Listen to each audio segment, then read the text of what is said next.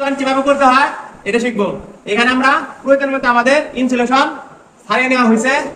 Insulation ছাড়ানো হয়ে গেলে আমাদের যে ইনসুলেশনের প্রত্যেকটা মাথা এগুলা কখন এরকম ছোট বড় না রেখে এই মাথাগুলো আমরা সবসময় এক সমান হারে নিব। এরকম এক সমান হারে নেওয়ার পরে হাত দিয়ে ধরে তারপরে এরকম সোজা করে নিব। তারপরে হাত দিয়ে এরকম আস্তে করে পেঁচাবে এবং এরকম পেছনের দিকে।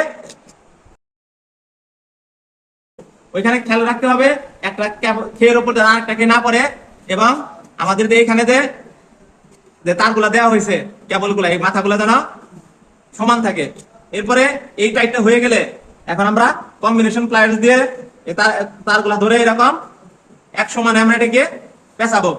পর্যাপ্ত প্যাচ যখন হয়ে যাবে তখন আমরা একটা যতটুকু প্রয়োজন ওই অনুযায়ী আমরা এরকম কেটে নিব। মূলত আমাদের তারটা সবচেয়ে বেটার হয় 2 থেকে যদি 2.5 ইঞ্চি এই মাপে যদি কাটি তাহলে আমাদের জন্য ভালো হয়।